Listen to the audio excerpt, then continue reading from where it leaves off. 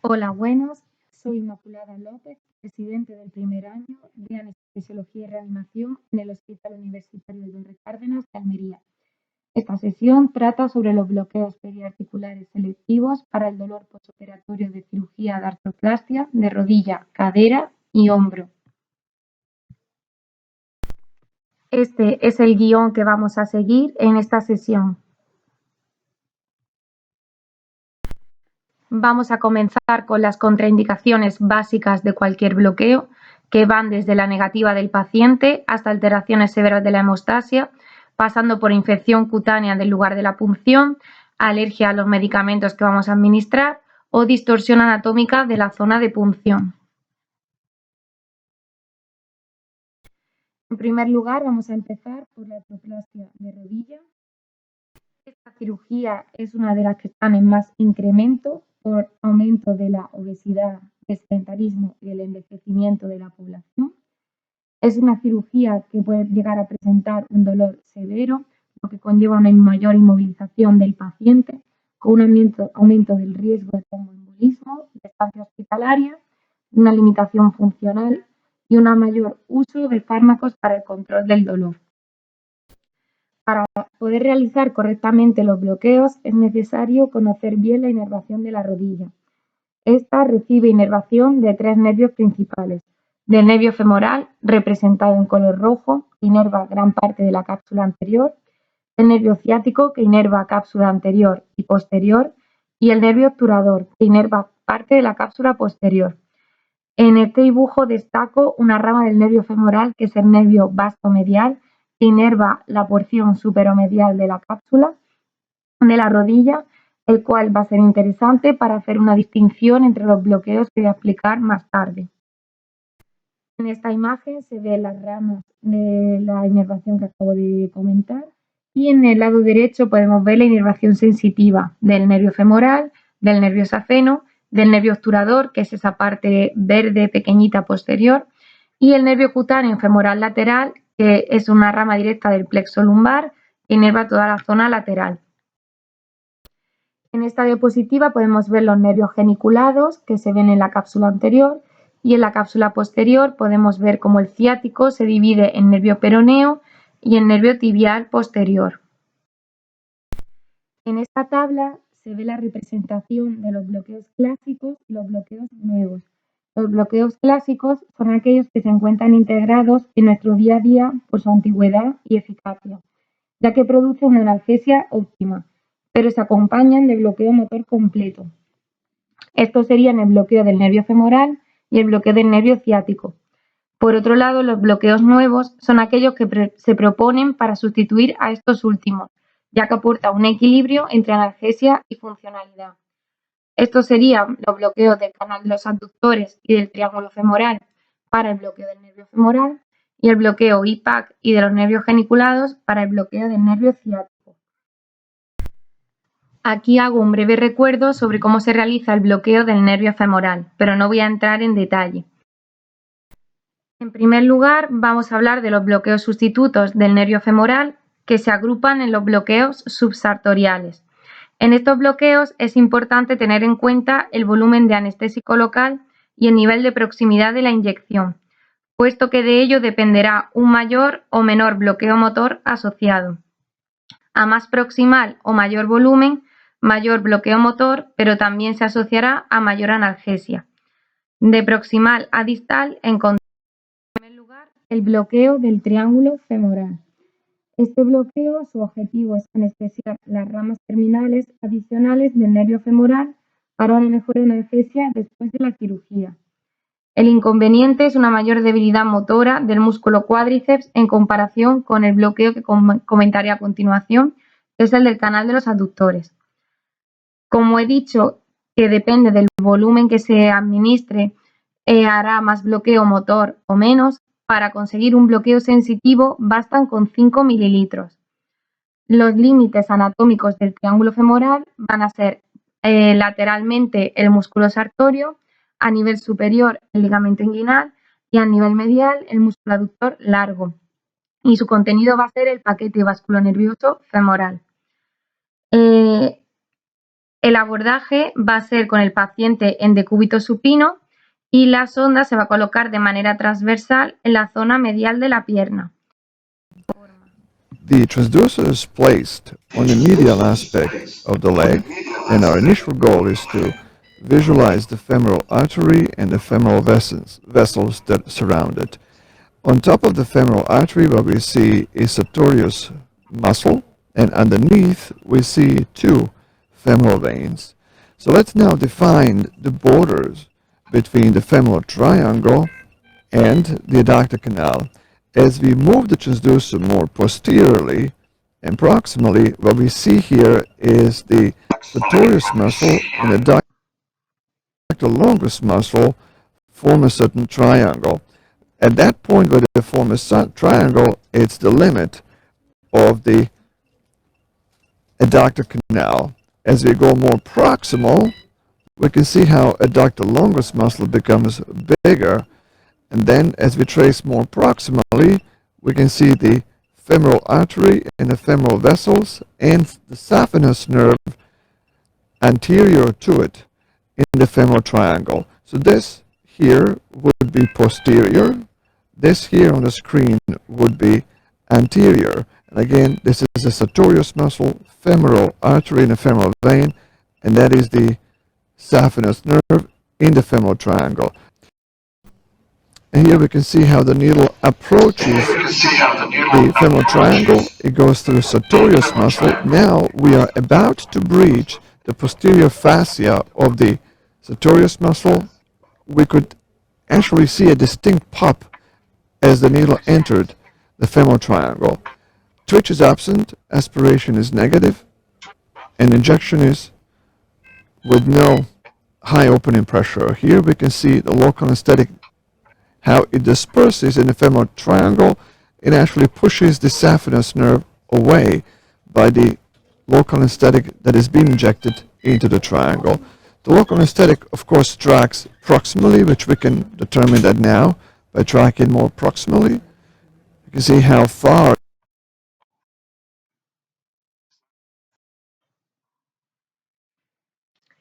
Como hemos visto, la inyección se realizará de lateral a medial hasta alcanzar la fascia del músculo sartorio y atravesarla, notando el clic característico. El nervio queda lateral a la arteria femoral, donde vamos a introducir el anestésico local. Si seguimos hacia distal, encontramos el bloqueo del canal aductor, donde se encuentra el nervio safeno interno. Este bloqueo evita la paresia del cuádriceps, pero confiere menor analgesia que el bloqueo del nervio femoral. Esto es debido a la anatomía variable de los pacientes, que describiré a continuación. De igual manera, para hacer este bloqueo de manera sensitiva bastan 5 mililitros. Además, un volumen excesivo en este canal puede causar demasiada presión en los tejidos de este compartimento e incrementar el riesgo de lesión nerviosa. La anatomía de este canal: a nivel anterolateral se encuentra el músculo vastomedial, a nivel anteromedial el músculo sartorio, a nivel posteromedial los músculos aductor largo y mayor, y el contenido es el paquete vascular femoral y el nervio safeno. En este bloqueo existe una discrepancia en el abordaje de elección, según la bibliografía que se tome de referencia.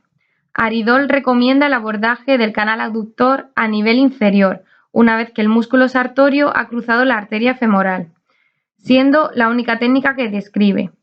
Sin embargo, Vicente Roqués presenta como técnica de elección el abordaje a nivel medio, donde el músculo sartorio está cruzando la arteria femoral.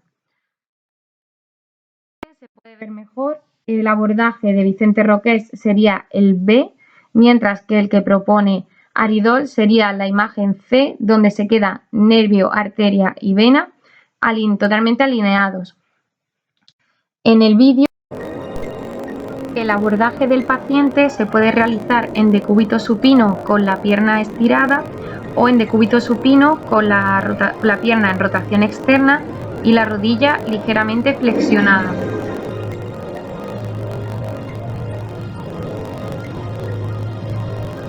La sonda se coloca transversal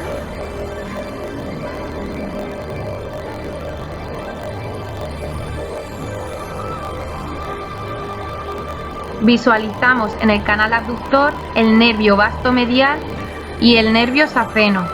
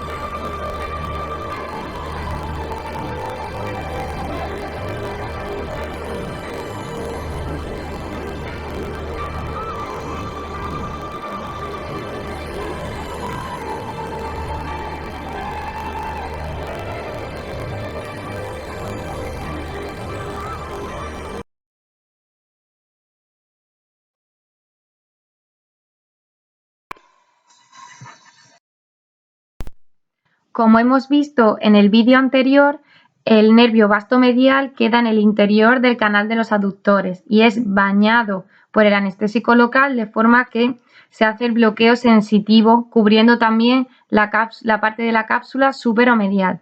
Sin embargo, en las disecciones en cadáveres se muestra que en el 65% de los sujetos el nervio vasto medial discurre fuera del canal de los aductores, se queda entre el sartorio y el vasto medial en su propia fascia. Por lo tanto, no se baña por el anestésico local y es por ello que en los estudios que se hacen comparando el bloqueo del triángulo femoral con el canal aductor, se llega a la conclusión que existe un menor EVA en el triángulo femoral. Es por esta variante anatómica de más del 65% de los pacientes. En este estudio se realizan 3 grupos: bloqueo del nervio femoral, del triángulo femoral y del canal de los abductores. Y la conclusión que se saca es que hay una menor fuerza en el bloqueo femoral a las 6 horas, pero no existe diferencia a las 24 y 48 horas. Por lo tanto, no se asocia peor resultado funcional. Sin embargo, el que requiere mayor demanda de opioide es el canal de los abductores, por esto que hemos dicho de la variante anatómica. Si continuamos, llegamos al bloqueo del nervio ciático, que sería el bloqueo IPAC. Este bloqueo es entre la arteria poplitea y la cápsula de la rodilla. Es una técnica analgésica de la rodilla posterior, sin bloqueo motor. El objetivo es depositar el anestésico local en el espacio que queda entre la arteria poplitea y el fémur, zona donde transcurre las ramas sensitivas de la cápsula posterior de la rodilla, las cuales provienen de los nervios tibial posterior, peroneo común y obturador. Esto es un recuerdo anatómico de cómo se separa el nervio ciático, principalmente en el nervio tibial y en el nervio peroneo común. Y aquí se ve cómo el nervio tibial posterior es acompañado por la arteria poplitea en su trayecto. Este bloqueo IPAC tiene 2 tipos de abordaje: el abordaje medial y el abordaje posterior. En esta revisión nos vamos a centrar en el abordaje posterior. En el abordaje posterior se coloca al paciente en decúbito supino, con la pierna ligeramente flexionada y en rotación externa. Se coloca el transductor transversalmente sobre el pliegue popliteo y se identifica el cóndilo femoral y la arteria y venas popliteas. La aguja se va a introducir de medial a lateral.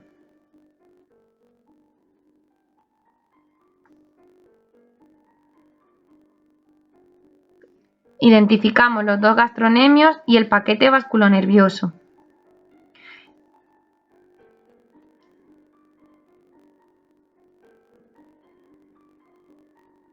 El abordaje es de medial a lateral, pero la inyección de anestésico local va a ser realizado de lateral a medial para evitar el bloqueo del nervio peroneo común y provocar una complicación que es el pie caído. De ser así, habría que comentarlo con el equipo quirúrgico para no confundirlo con una lesión intraoperatoria.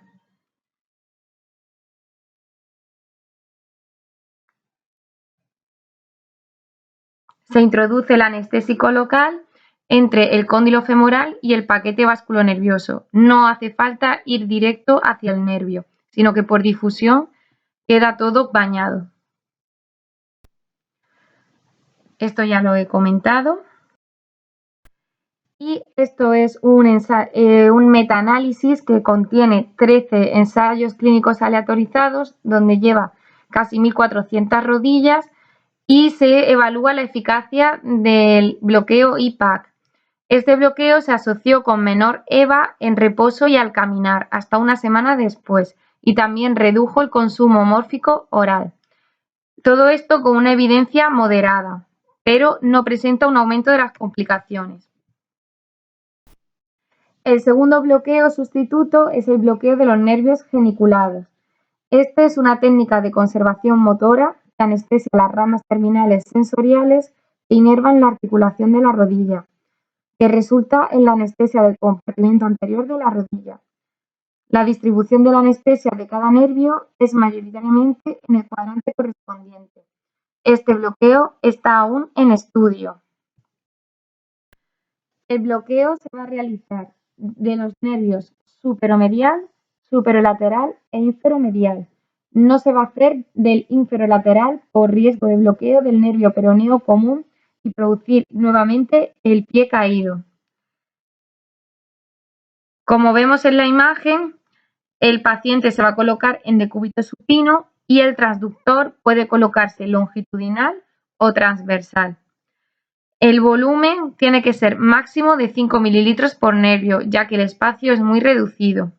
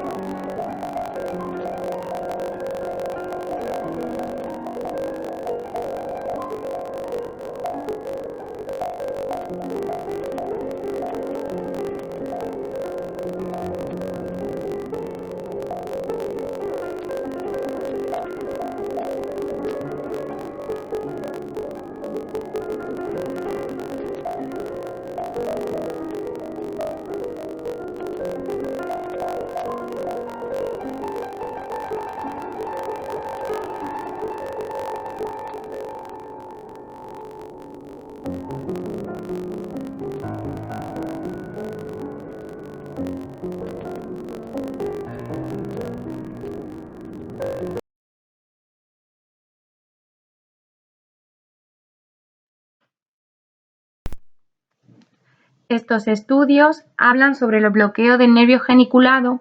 El primero se hizo un estudio en 2 fases. El primero fue una fase en cadáver, donde se hizo una inserción de 4 mililitros de anestésico local con tinte de azul de metileno por nervio y se comprobó que hay una amplia distribución periarticular. En la fase clínica se probó en 12 pacientes junto con anestesia subaracnoidea y clínicamente fue efectivo, por lo que recomienda más estudios sobre el tema. En el segundo estudio se realizaron 3 grupos: bloqueo IPAC, bloqueo geniculado y el grupo control, todos con anestesia subaracnoidea. Y el EVA fue menor en el geniculado versus el IPAC a las 4 y 8 horas y se hizo un menor uso de mórfico en el geniculado.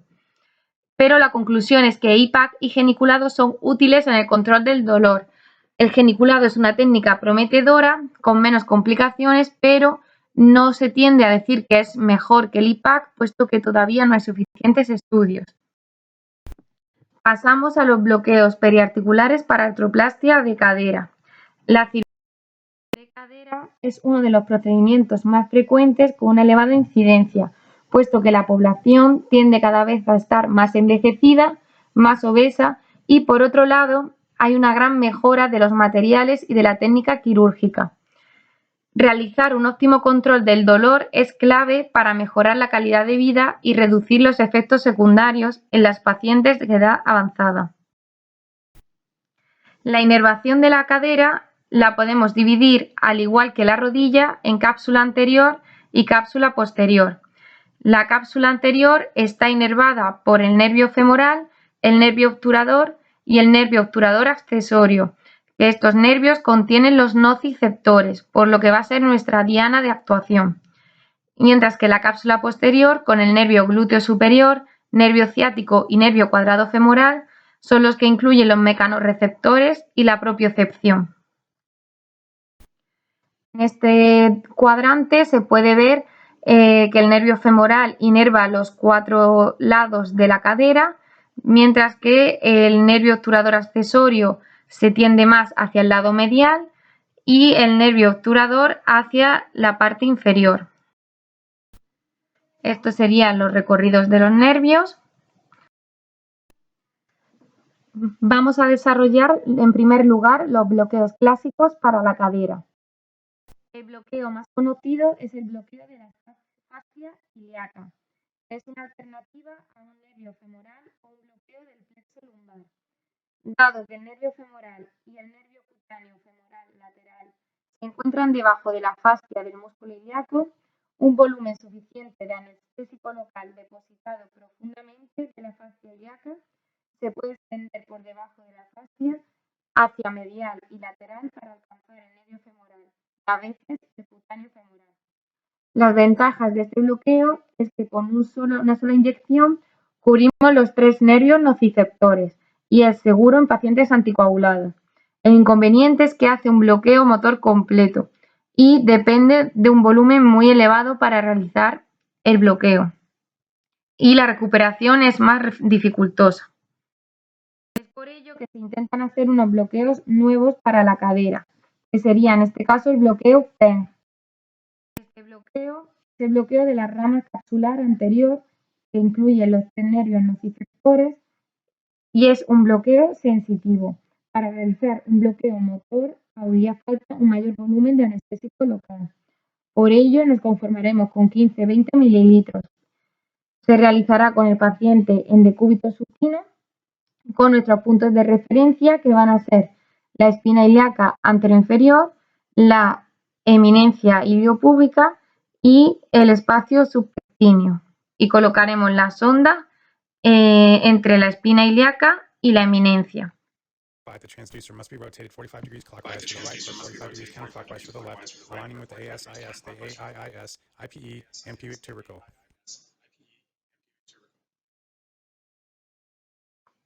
Se va a localizar la espina ilíaca anteroinferior y se va a girar el transductor 45 grados, alineándolo con la rama púbica.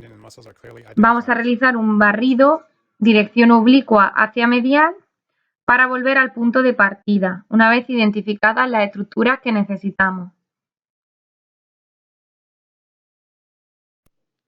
El abordaje lo vamos a realizar en plano y se va a inyectar el anestésico de lateral a medial. Se va a inyectar entre el tendón psoas y el hueso pubiano para bloquear el nervio femoral y el nervio obturador accesorio. Y por difusión se va a bloquear el nervio obturador. En estos dos estudios que propongo, el primero de ellos hace una comparación sobre 60 pacientes, 30 a los que se le administra el bloqueo PENG y 30 control. Todos presentan analgesia multimodal. Sin embargo, el bloqueo PENG presenta menor dolor, mayor tiempo hasta consumir el primer opioide y menor consumo de opioide en general, junto con mayor rango de movilidad y deambulación precoz.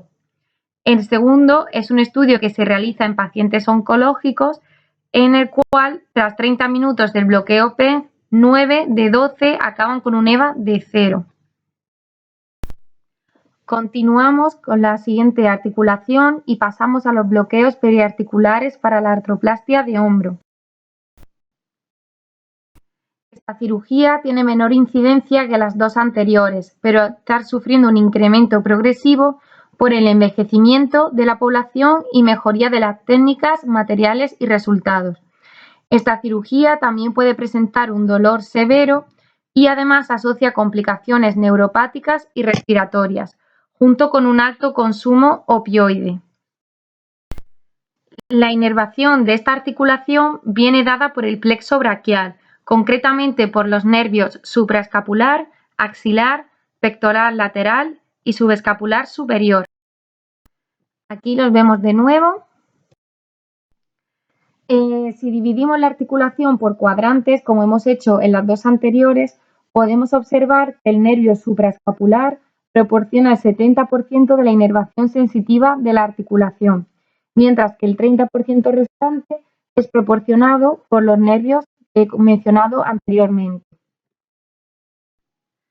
Los bloqueos clásicos son, en primera línea, el bloqueo interescalénico con todas las complicaciones que se conocen de este, y en segunda línea, el bloqueo supraclavicular, añadiéndole un bloqueo axilar. Estos últimos presentan un mal control del dolor en las primeras 8 horas del posoperatorio y realizan un bloqueo motor que dificulta la rehabilitación. Es por ello que se están proponiendo diversas alternativas. En primer lugar, el bloqueo erector espinal. Este estudio afirma que una única inyección torácica puede no cubrir todas las áreas involucradas y por lo tanto no es fiable realizarlo. Además, no fueron capaces de demostrar superioridad de este bloqueo sobre la infiltración periarticular, pero sí que este era inferior. Existe también el bloqueo PENG para hombres. Este bloqueo se ha estudiado únicamente en cadáveres y su objetivo es bloquear las ramas articulares del hombro. Dicho bloqueo cubre las ramas del nervio axilar, del nervio supraescapular y del nervio subescapular, correspondiendo a los cuadrantes superiores y antero-inferior. El volumen no está claro, pero sería en torno a los 10 mililitros. ¿Cómo se realiza? Colocando al paciente en decúbito supino, la sonda debajo y paralela a la clavícula, con rotación externa del brazo. Se visualiza el músculo deltoides, debajo el subescapular y debajo la cabeza humeral. Es introducir la aguja hasta perforar el subescapular y se introduce el anestésico local entre el deltoides y el tendón del músculo subescapular, como se ve en esta imagen. Por último, tenemos la infiltración vasoconstrictora periarticular. Esta es una técnica quirúrgica anestésica que se utiliza para crear un campo sin sangre después de inyecciones de adrenalina en múltiples puntos y se puede usar tanto para la rodilla, cadera como hombro.